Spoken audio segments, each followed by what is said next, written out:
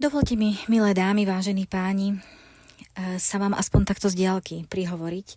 Je mi veľmi ľúto, že dnes nemôžem byť účastná na vašej konferencii, ale rada by som sa aspoň takto poďakovala pani Dagmar Sabo a jej Lúču pre dieťa za to, že spolu s občianskym združením Zakázané matky a s občianskym združením Debora vypočuli hlas vás, rodičov, ktorí prichádzajú o čosi tak samozrejme, ako je výchova vlastných detí.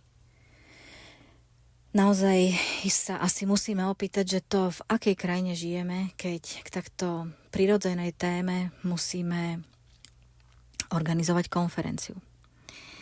Vy, mami a otcovia, ktorí prechádzate náročným životným obdobím rozpadu rodiny, čo vieme, že so sebou prináša mnoho bolestí, strachu, smútku, obáv, pocity viny a bezmocnosť.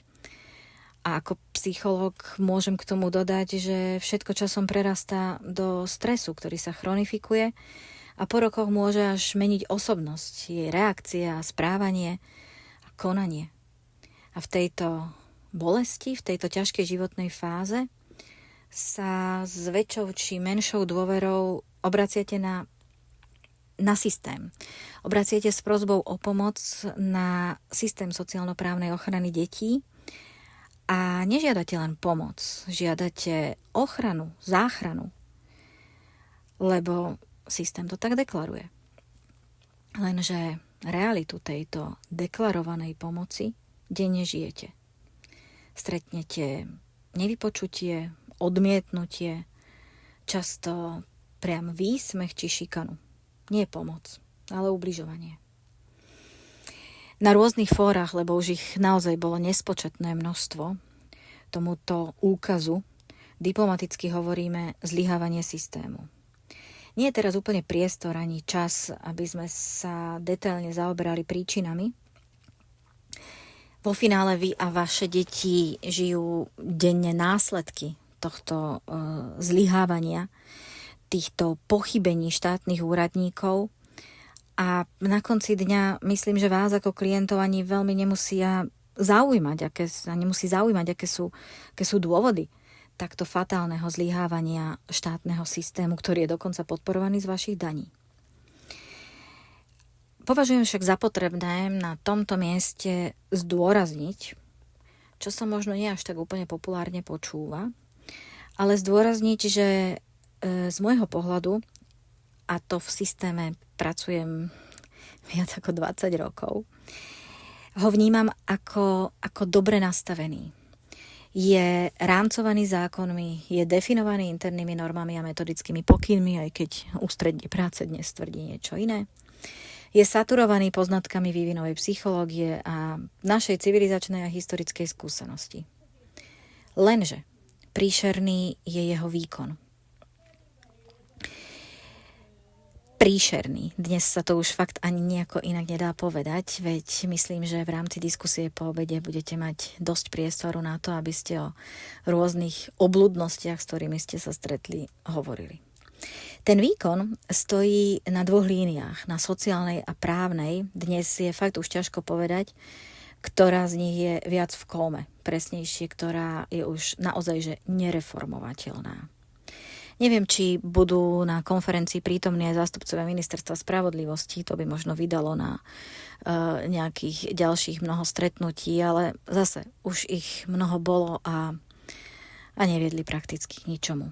O to viac vítam účasť zástupcov Ministerstva práce, sociálnych vecí a rodiny ako zástupcov predstaviteľov systému sociálno-právnej ochrany detí. Lebo ak teda naozaj prišiel pán štátny tajomník Valentovič ako dlhoročný generálny riaditeľ ústredia práce, sociálnych vecí a rodiny, je o problematike, o ktorej dnes budete hovoriť, veľmi detailne informovaný. Už len mnou. Verím, že nie len mnou. Vie o všetkých problémoch, s akými sa systém potýka vo svojom vnútri. Vie o fluktuácii zamestnancov sociálno-právnej ochrany detí a sociálnej kurately. Vie, že je tak obrovská, že už pred rokmi bolo snahou riešiť ju projektami z rôznych typov fondov, z eurofondov napríklad, čo teda pracovné prostredie sociálnych pracovníkov a psychológov patologizovalo do podoby, že dnes je drvieva väčšina zamestnancov nevzdelaná, nekompetentná, úplne vyhoretá. Ale veď to sú ľudia, s ktorými ste sa stretli, ktorých ste požiadali o pomoc, takže o tej neodbornosti, nevzdelanosti a nekompetentnosti budete vedieť ilustrovať na mnohých príkladoch, ktoré ste zažili. No, čiže ak zážitok, že si pán štátny tajomník vypočuje vaše príbehy, nacíti ich, porozumie im, bude viesť k tomu, že Ministerstvo práce, sociálnych vecí a rodiny dá napríklad pokyn ústrediu práce na okamžitý krízový manažment sociálno-právnej ochrany detí, čo ja viem, napríklad v podobe kreovania pracovnej skupiny s účasťou vašich občianskych združení, tak fakt ste sa dnes nestretli zbytočne. Rovnako vítam aj prítomnosť pána verejného ochrancu práv. Pán doktor Robert Dobrovodský je excelentný právnik, znalec zákona o rodine, znalec implementácie zákona o rodine, autor mnohých legislatívnych zmien, ktoré fakt posúvali systém sociálno-právnej ochrany detí naozaj že dobrým smerom.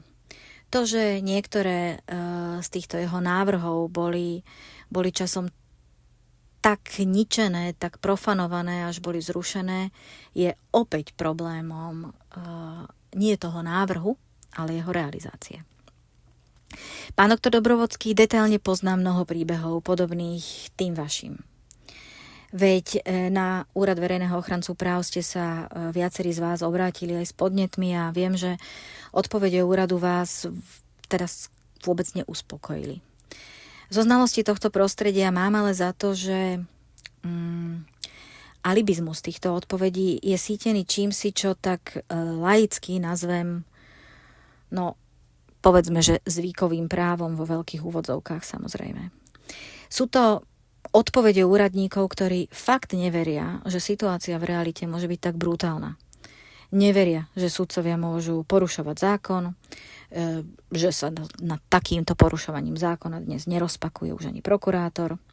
Neveria, že chyby kolizných opatrovníkov sú už tak fatálne, že môžu viesť k ohrozeniu zdravia a životov. Neveria, že tieto chyby dokážu nadriadení tých kolizných opatrovníkov fakt kryť do bez seba. Neveria. Ale ak zážitok pána ombudsmana s vami, s vašimi príbehmi, vnesie nový vhľad úradníkov Úradu verejného ochrancu práv do problematiky inštitucionalizovaného násilia, tak je vaše stretnutie zmysluplné. Mnohí z vás ste sa v zúfalstve obrátili aj na úrad komisára pre deti, veď logicky v prvom rade je ubližované vašim deťom. Myslím, že komunikáciu ste si zažili, odpovede ste obdržali a asi sa zhodneme na tom, že v každej z nich úrad hazarduje priam s opodstatnenosťou svojej existencie. Ja by som sa v tejto chvíli asi vyhla nejakým hlbším komentárom. Z môjho pohľadu je úrad komisára pre deti dnes v stave, kedy by sa mu mali venovať kontrolné mechanizmy štátu. Záverom mi ešte prosím dovolte vysloviť nádej, že na túto konferenciu budú nadväzovať mnohé zmysluplné stretnutia, ktoré fakt budú viesť v budúcnosti k reforme sociálno-právnej ochrany detí a k naplneniu toho skutočného najlepšieho záujmu dieťaťa, lebo ten sa za posledné roky dôsledkom marazmu systému stal fakt iba bezduchým sloganom. Prajem vám veľa síl, veľa odvahy k riešeniu a teším sa na ďalšie stretnutia. Pokojné dni prajem.